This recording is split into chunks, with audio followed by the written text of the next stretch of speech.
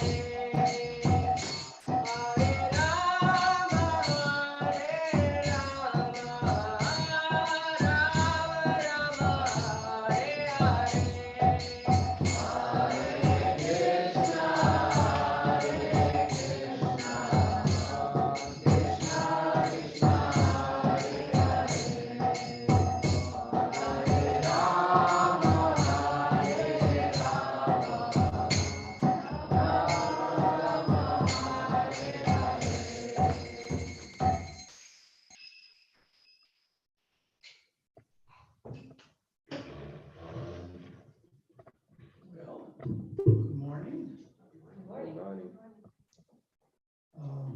We shall begin. Good morning.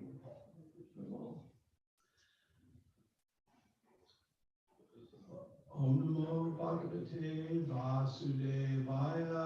Om Namo Bhagavate Vasudevaya. Om Namo Bhagavate Vasudevaya.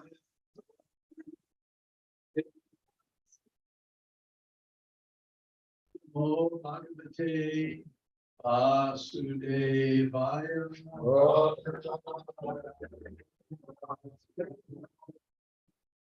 So why don't we chant this first before the class? Can somebody help me with that? Why do we chant that Om Namo before this class? Where does that verse come from? Yes?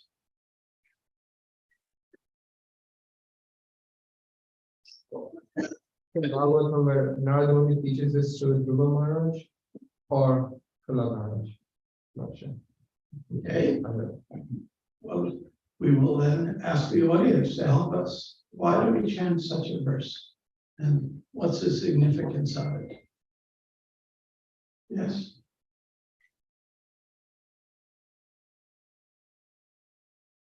This is just my guess. I think we took this verse before we were reading Srimad Bhagavatam because we're offering our respects to the Srimad Bhagavatam as the incarnation of Krishna himself. Okay, that's a good answer. What else? Any other things?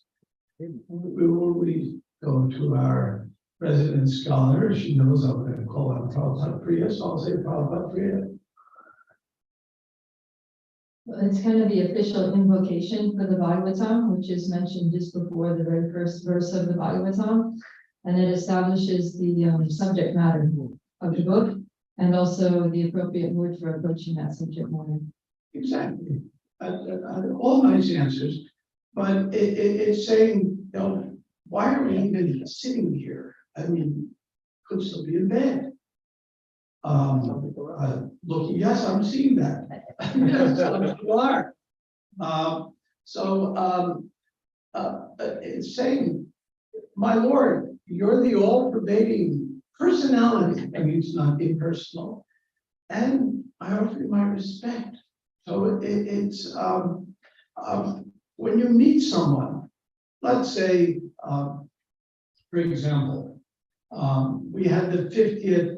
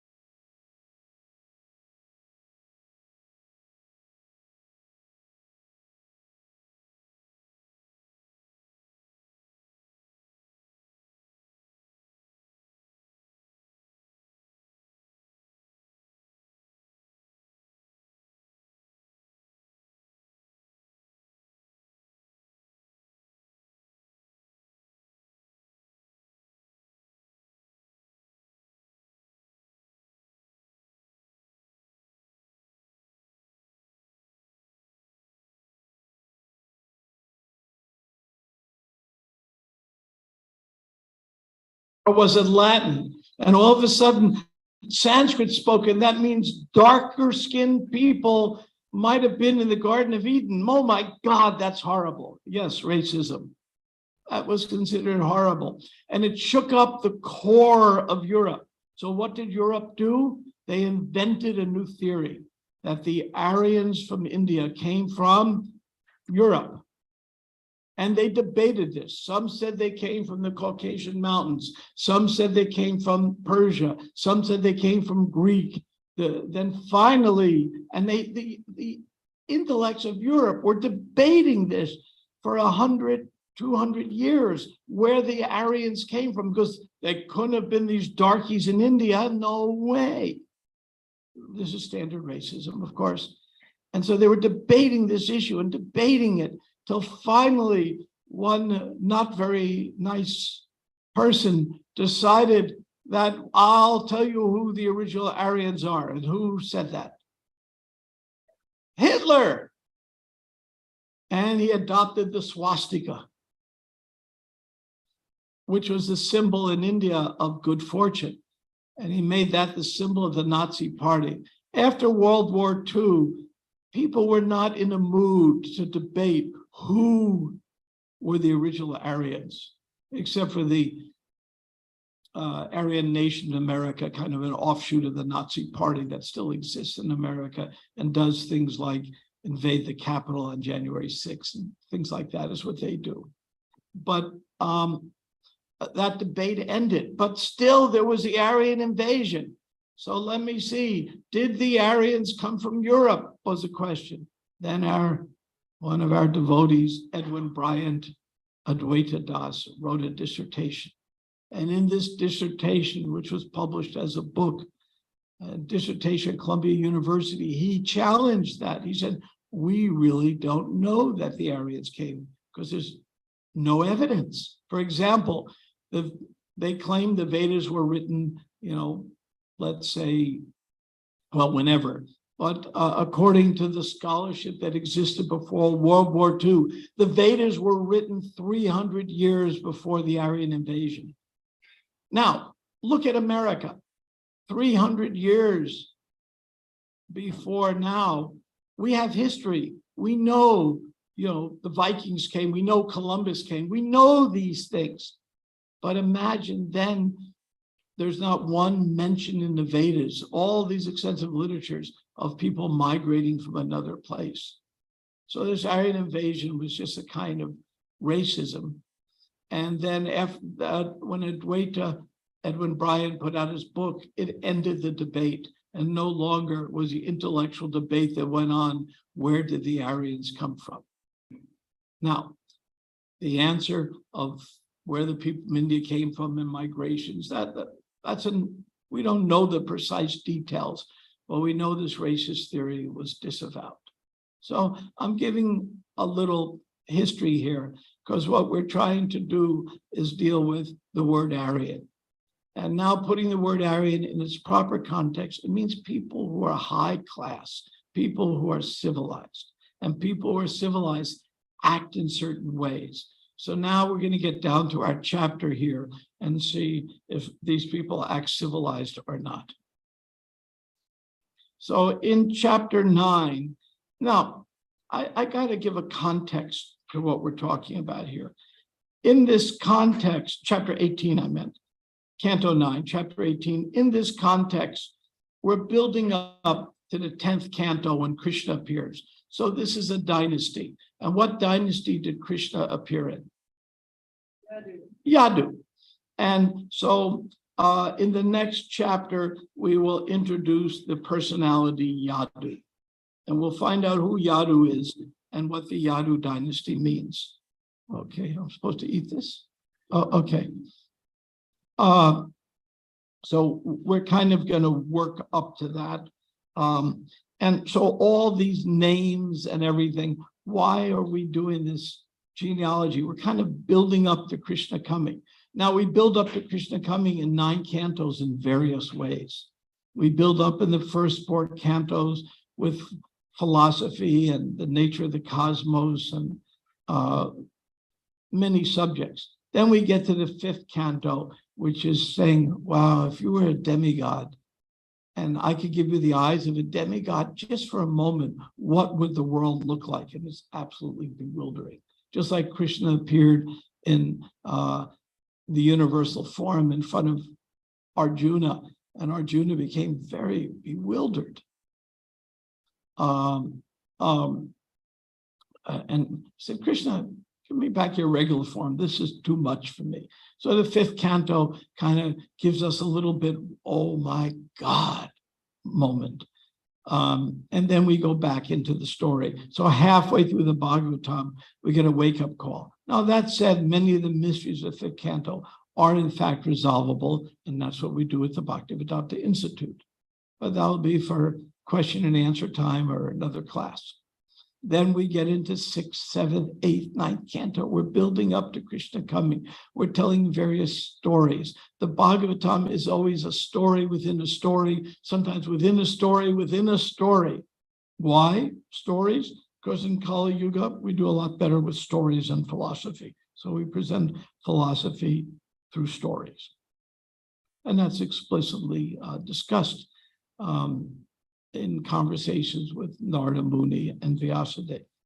So we're building up to it. Then in this canto, we're getting close to Krishna coming. And in the 9th canto, we have the story about this King Yayati. And he met his wife, Devyani, in an unusual place. Does somebody know where they had their first date? Where? In a well. Now, sometimes we do consider Grahastha life similar to a deep, dark well. That metaphor has been used, but that's not what we're talking about.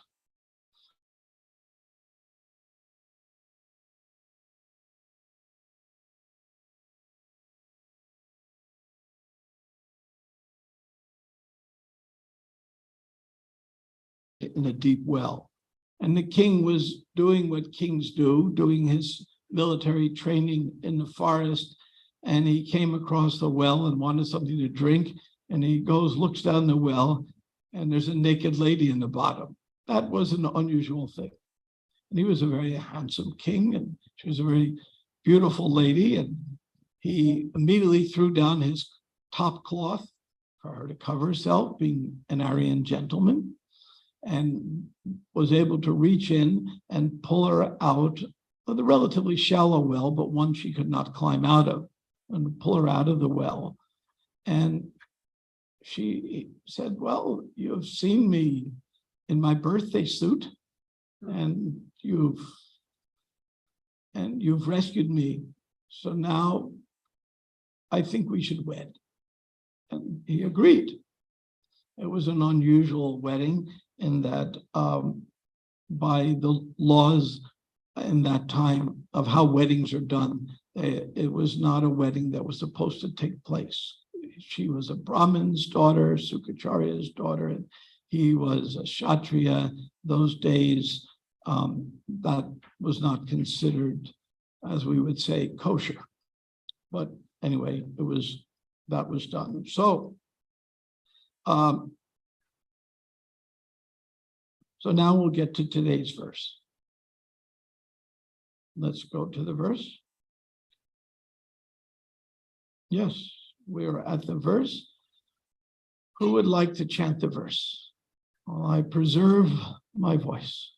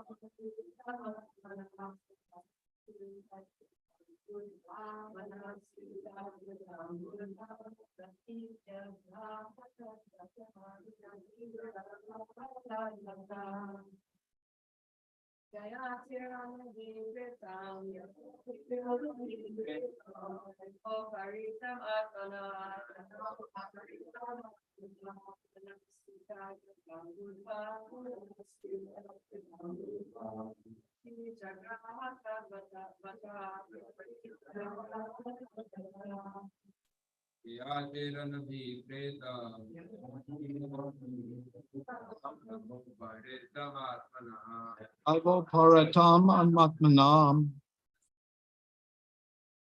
manaturuta buddha.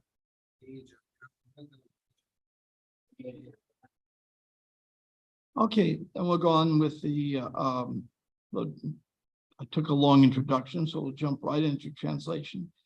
Sukadev Goswami continued, because such a marriage is not sanctioned by regular principles, King Yayati, who was very religious, did not like it, but because it was arranged by providence and because he was attracted by Devyani's beauty, he accepted her request to marry her. So, purport. According to the Vedic system, the parents would consider the horoscopes of the boys and girls who were to be married. One time, one senior devotee was getting a relationship with someone I introduced him to. We had a flower business in New Ramanreti. The whole front of New Ramanreti was 20 acres of daylilies. And that's how in the 90s, the project was financed. So I'd started this business, and one lady had worked for me in our office. And she was introduced her to a godbrother of mine who was looking for a wife, and they were getting along very well. Very well. And she said to me, "What's the next step?" So I said, "Well, you should go to so-and-so and ask him for his chart." Seems reasonable, doesn't it? And she goes, "Yes." I said, "Not the horoscope chart, the chart of accounts. What do you care what his stars are? Does he have any money?" So she calls him up.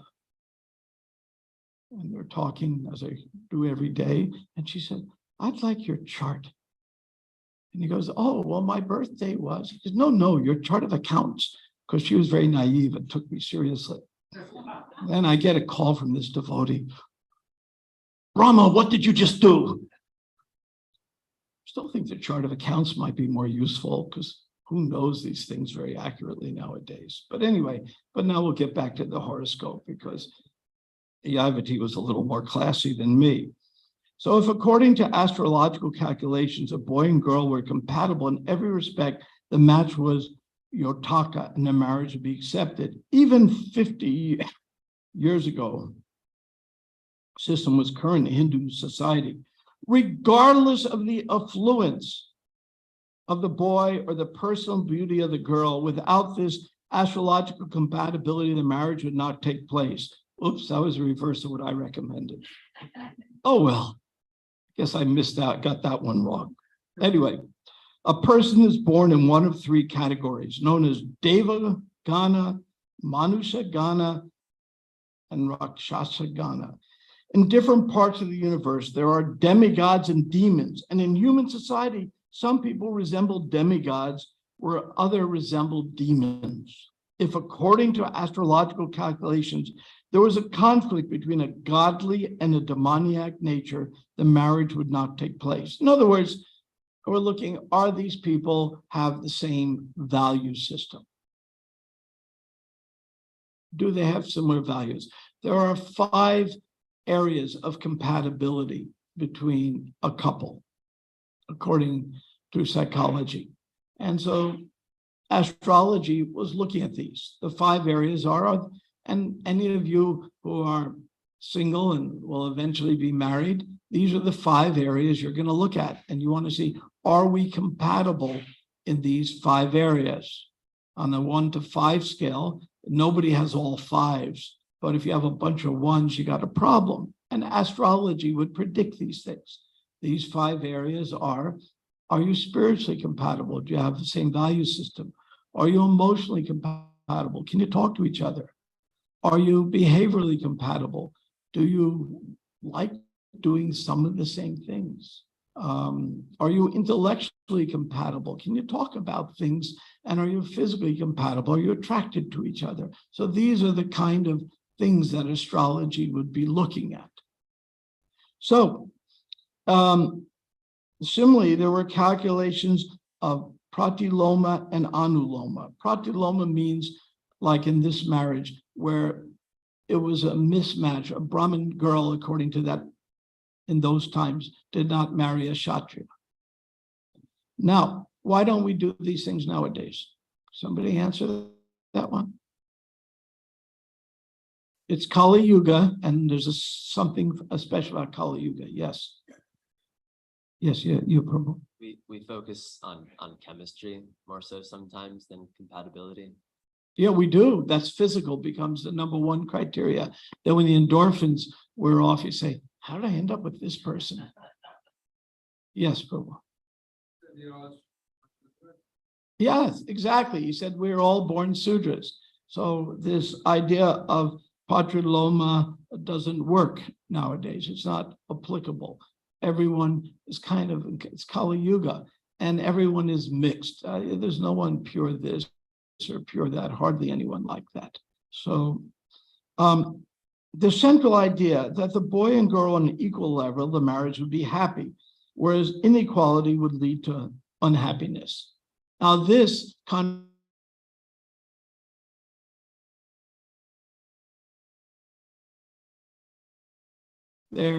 Prabhupada emphasizes there to be a team.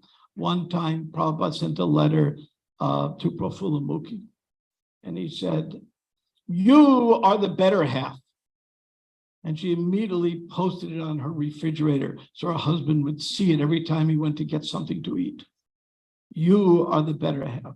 So Prabhupada saw it that way. Marriage means an equal relationship. Now, in equal doesn't mean everything's the same. Sometimes man may be dominant on this point, the woman may be dominant on that point, but it means a partnership where they work these things out. And that is the key emphasis here.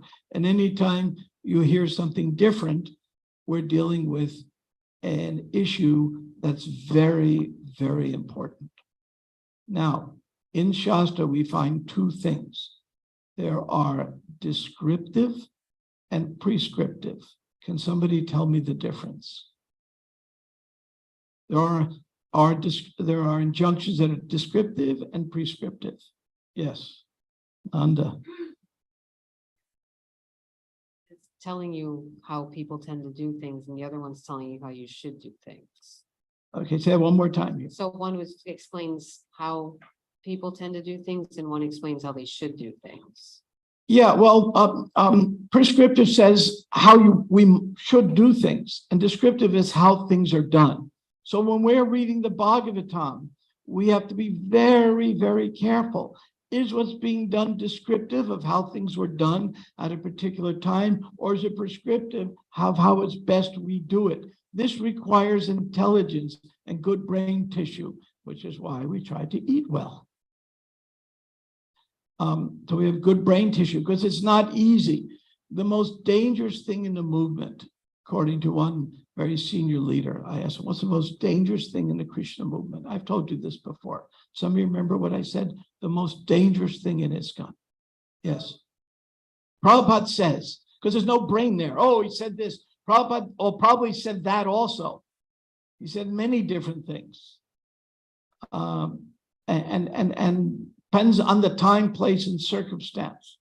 So it requires some good brain power to figure this out. So many things we look in the Bhagavatam are descriptive of what something was like at a particular time. Now I'm going to ask you a trick question.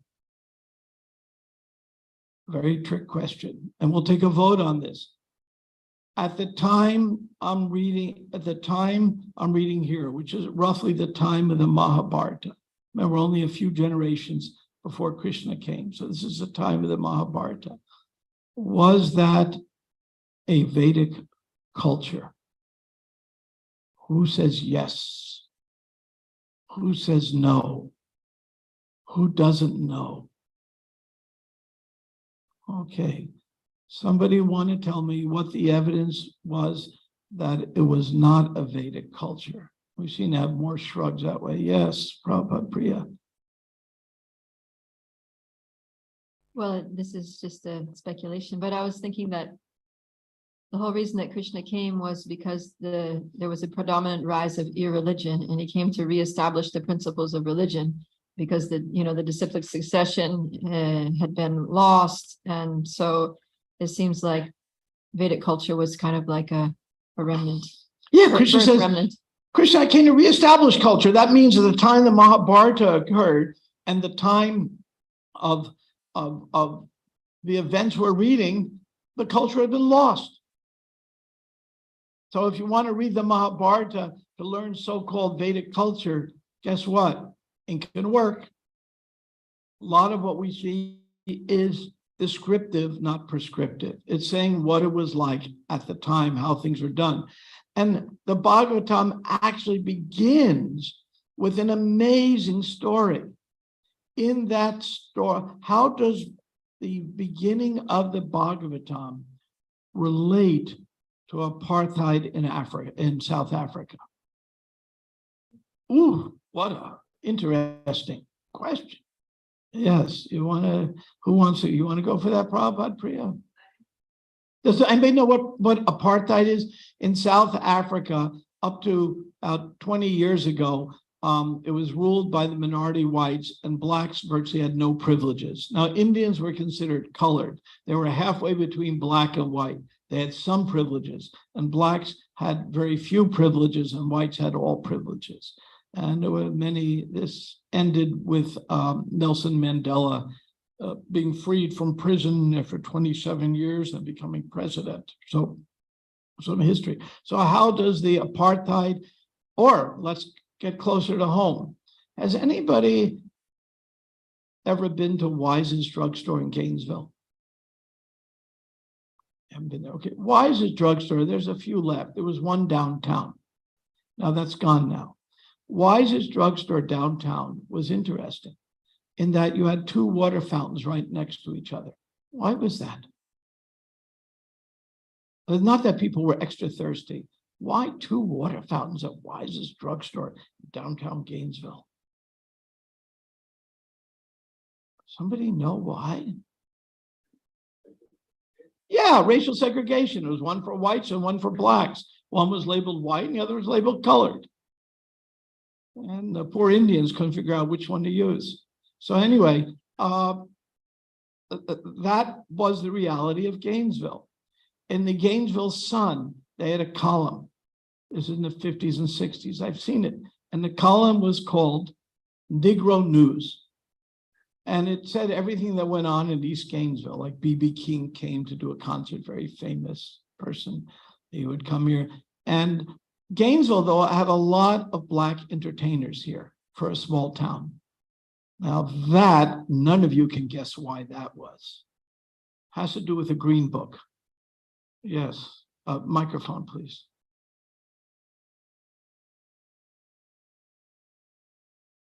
Because there was a hotel that would allow black people to stay there. Yeah, and there were no hotels in all North Florida that would allow black people to stay except in Gainesville. So if some big entertainer would come, they would have to stay in Gainesville. So they would do a performance while here. So a little Gainesville was a much tiny town then, would have all these famous black entertainers. My parents' favorite singer when they grew up was Sammy Davis Jr. Who has heard of him? Okay. He was black, had one eye, and had converted to Judaism. That was an unusual person. And he used to perform at major hotels like in Las Vegas, big marquee, Sammy Davis Jr. It would fill up. Every night would be sold out. But he could not stay at that hotel. He had to stay a little dump on the edge of town. These are true stories. This, you know, I grew up with this. So I'm telling you facts here, not fiction. So the Bhagavatam begins with a curse. Who cursed who? Shringi, Maharaj Parikshit. And Shringi was born in a Brahmin family and then claimed to be a Brahmin, but he was what they call it, Brahma Bandhu, friend of the Brahmins. He really wasn't a Brahmin. So Krishna says in the Gita, Chatur Varnam are determined by two things. What are they? Guna and karma. You never, any place in legitimate Shastra, find Chatur Varnam determined by Janma, birth. It doesn't exist. But that is the cause of Kali Yuga, to say that by this birth, I claim a particular right.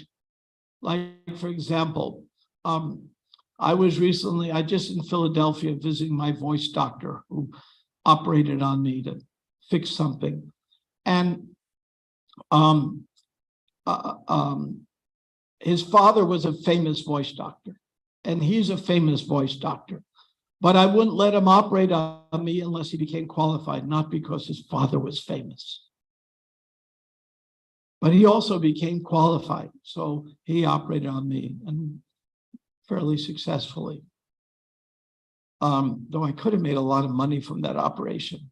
When I had it 3 years ago, I had to pledge, I had to, for 1 month, not say one word, could only chant in my mind. And people were willing to bet 1,000 to 1 that I would not keep my vrata. I should have gone with that. Anyway, but we don't gamble, so could have retired off of that.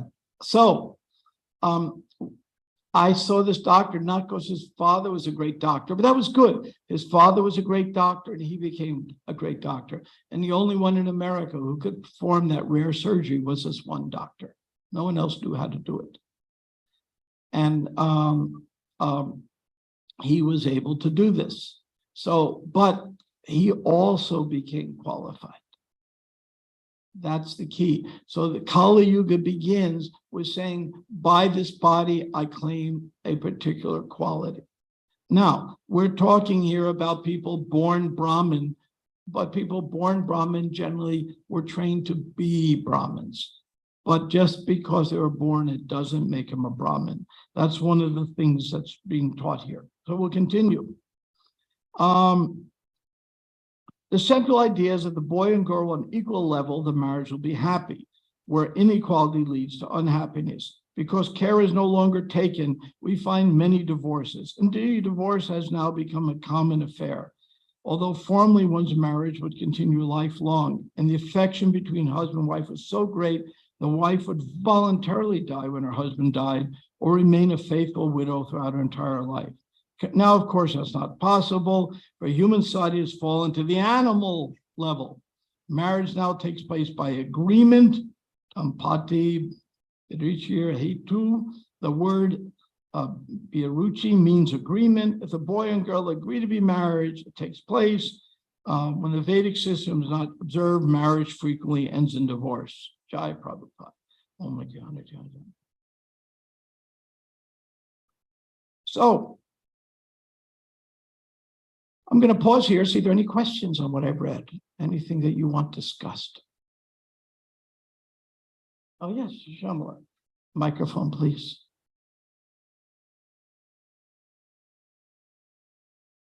I have a question off of something you said.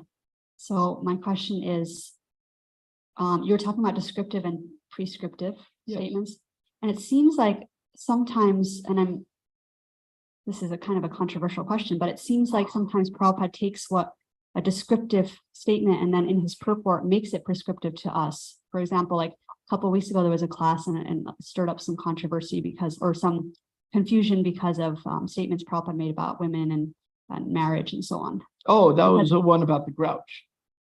Yeah. Yes, the grouch, the Varsamuni. I think I shared with you last time, if Grouch Muni was on Sesame Street, which character would he be?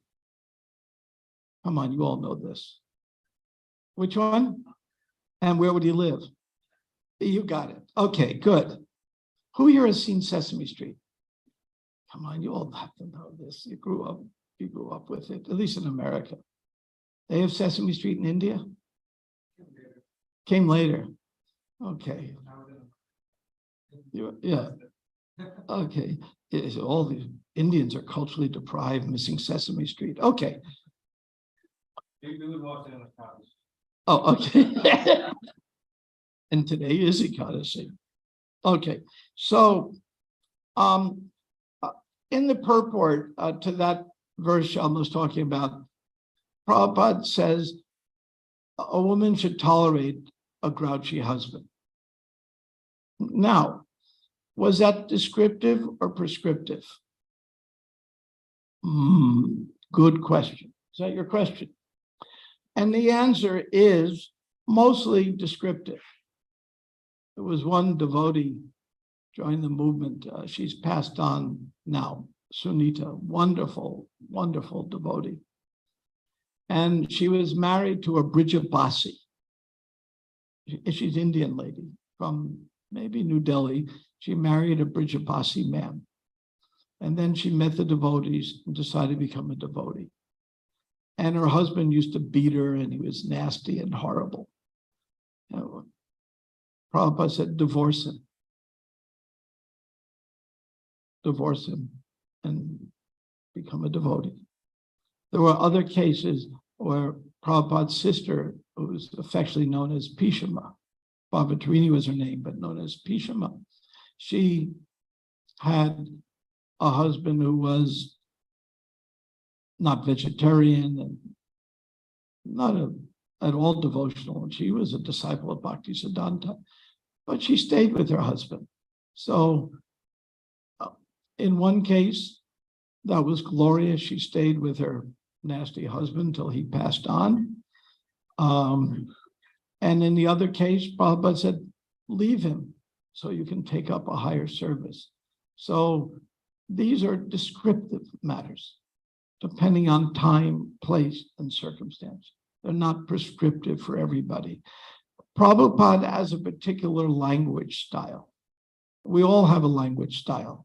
For example, I'm from New Jersey, so for us, English is a second language. I think our linguists will confirm that. So there are different literary styles. Prabhupada's literary style, and he has one, everyone has one, is from Victoria English. His English is Victorian era English. And that kind of literary style is, let me see, to describe it, is very directive. It's a directive style. So when we see Prabhupada's literary style, should this and should that, it's a way of speaking. But when we look at the many instructions and letters and conversations, and we pull all this together in an integrated way, we see that much of what Prabhupada would say that way was descriptive, and what's prescriptive requires a lot of intelligence to figure out. That's why we have association devotees, so we can discuss these things and make this very important distinction between descriptive and prescriptive. And it's not hard to do theoretically, but practically it takes a lot of work to do it. Anybody have any question on that, or any other on descriptive? Yes, Christina. I have a comment on language, because I really like what you said about Prabhupada's literary and linguistic style. So yeah, what I found in studying Shastra and reading Prabhupada's books and even older works is that you really got to remember that the meanings of words change within, one particular language. So for example, the word gay in English used to mean like happy and festive. Yes. And now it means homosexual. And that's like a very definite change. And also that like when you're looking at translations from Sanskrit to English, not only do you have like the words in English changing meaning, but also that a lot of times words in Sanskrit do not have a one-to-one correlation with words in English that they are translated into. So for example, rasa being translated into mellow. Why is that? Well, it's like, well, mellow has this archaic meaning that has to do with the juice of fruit. And like, how do I know that? Because I looked it up on, an etymological dictionary. But like a lot of, you might look at that, you might come to that and be like, rasa, mellow, relationship? Like, what do all these words have in common? And it might be very strange. So I found that I mean, you don't necessarily have to like know all these things or have to go to an etymological dictionary all the time, but just kind of keeping an open mind about the fact that like the word that you see, which has a very particular meaning for you, you know, in this particular language, in this particular time, it's not as rigid and ironclad as you think it is. So there's always kind of that, there's always needs to be that room for, yeah, just for like the benefit of the doubt and for just understanding that things are not always as they seem. That's interesting. You use the word mellow. You know, I had a conversation for a few days with Prabhupada. Who here has read Perfect Questions, Perfect Answers? Who has heard of the book? Who has not heard of it? Okay, just curious. And in it, Prabhupada at one point was trying to translate the word rasa. So he said, he used the word rasa, and I said, I don't understand. And he said, mellow. I said, I still don't understand. Because I didn't understand the use of that particular word. So then Shamasundra's secretary kind of explained it to me, and then I understood. But so words do change like that. For example, there's one controversial verse where Prabhupada says, well, a woman likes a man who's expert at rape. A very controversial verse. But the word rape used in that context is a very archaic use, which means seduced. And doesn't mean all women, but sometimes women like a man who's very seductive. We see it. Anybody who's read love novels or seen love movies or seen a soap opera, that's what it's all about. In fact, it's almost always about that. So that theme is repeated over and over again, but it's an archaic use. Jayadvaita Swami said to me, because he was the editor, if I had been the editor of that canto, he wasn't for whatever, I think he was shifted to back to Godhead, I would have removed that, because Prabhupada wanted his editors to remove controversial things that would not be understood in our particular language. And Jayadvaita said, darn, I wish I'd been the editor then. I would have avoided that whole controversy, because I would have cut that, and Prabhupada wanted that cut. But Prabhupada leaned on it.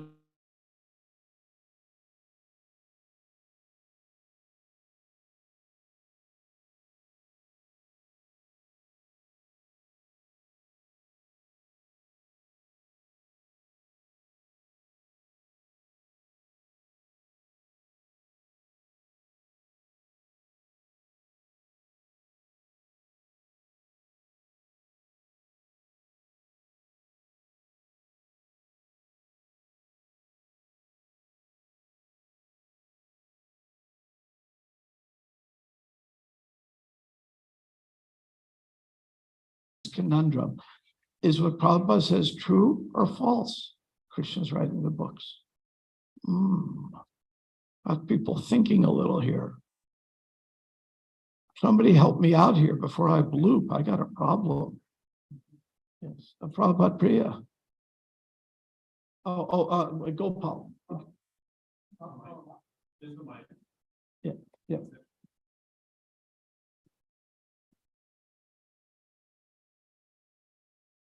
Mama might have given him the intelligence to write those books. But does Paramatma not know English grammar? Let's have Prabhupada Priya give a shot at this. I mean, you're right. You're right on that, Gopal. That is correct. I would say that Krishna was inspiring him with the absolute truth in terms of the theological and philosophical content, but he wasn't giving him the exact words to say. Exactly. Obviously so. So some people, there's two great dangers. When you're driving down the road, if you veer off the road and you go in the ditch on the left side of the road or the right side of the road, doesn't make a difference. You are still in a ditch. So if you overpraise Prabhupada, that everything he said is completely perfect and nothing needs any adjustment, time, place, circumstances, you missed Prabhupada's instruction. On the other ditch, on the other side of the road, if you say, well, I don't have to follow anything Prabhupada or the other acharyas say, because they don't know what they're really talking about, and I know better, then you're in a ditch on a different side of the road. Both ways you're in the ditch. So the way to do this, again, comes back to the principle. It takes some intelligence. How do you get intelligence? Well, knowledge comes with the mode of goodness, and that means we have to get in the mode of goodness. How do you get in the mode of goodness? Well, you rise early and, chant Hare Krishna and eat prasadam and hang out with devotees and all kinds of things like that. When I said to Prabhupada in my conversation, so, well, I have trouble following all the principles because people I live with don't. He says, well, then why are you living with them? I thought, good idea. So I resigned my position. And it's by association. So the first thing to get the intelligence to understand these finer details is good association. If you have good association, naturally you're going to follow a sadhana that nourishes your brain. You're going to eat food that nourishes your brain, and you're going to avoid things that drain your brain. Simple as that. With that, any last question? We'll stop here. I don't want to starve people on Ekadasi because you're already going to starve partially. Oh, yes. You always ask good questions, so I'm curious for this one. Hare Krishna. I just wanted to point out, even in this purport, you have to apply some hermeneutical rigor, because right at the end it says, when the Vedic system is not rigidly observed, marriage can frequently end in divorce. Now, one person might think, okay, how do I rigidly observe the Vedic system? Maybe my wife, who was a chartered accountant before we got married, maybe now she needs to make cow dung patties all day, and that's the Vedic system. Another person might read the purport, and I would argue more correctly conclude that rigidly observing the Vedic system just means not only having physical attraction, but making sure that there's other connections as well, emotional connections, intellectual. The 5 I gave, yeah. So, Yeah, the Vedic system, there's the word Vedic culture is not found anywhere in the Vedas.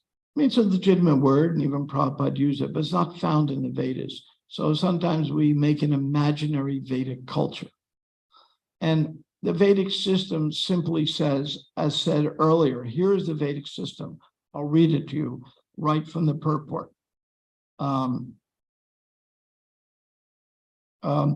The central idea, the boy and girl on an equal level, the marriage will be happy, while inequality would lead to happiness. So people of a similar, people who are compatible should get married. That's almost brainless to think that. Now, there is in most traditional societies, marriages were arranged. I mean, people would have to consent in most cases, not all, but marriages were arranged. So when I was in India, I was very bewildered by the idea of arranged marriages. I was a romanticist, and the idea of an arranged marriage I found abhorrent. So there was this one lady in town who I knew, and she had actually been divorced, which is very rare in the village where I lived in India. And I liked visiting her house with her, and she lived with her father and at that time. And I liked visiting because they had a refrigerator. And the refrigerator was something I never had in India. I mean, didn't have anything really. So a refrigerator was a great luxury. And so I would ask her questions about society. And one question I asked is, you better explain arranged marriage to me. I can't get it. And she says like this, very wise words. Well, when you get married in a love marriage, and the husband and wife, they go to bed at night, and the wife can't sleep because the husband snores so loud. The whole bubble is burst. I mean, even if she's in the next room, the snoring is so loud, she can't sleep. Sure, some of you have parents who have had that issue. And if you have parents who have had that issue, or one of your parents snored so loud, I know one couple, devotee couple, like that. It's actually the wife who's a loud snorer. And you know them in Murfreesboro. You know who I mean. And he said to me, "You can't believe how hard it is to sleep. My wife is like a sawmill." And you know who I'm talking about. This couple, a wonderful devotee couple. I mean, we should make a reality show at them, because being at their house is like being in a situation comedy. So this lady said to me, when you get a love marriage, your bubble bursts. When you have an arranged marriage, everything keeps getting better and better and improved, because you tolerate these things, because you didn't have that anticipation.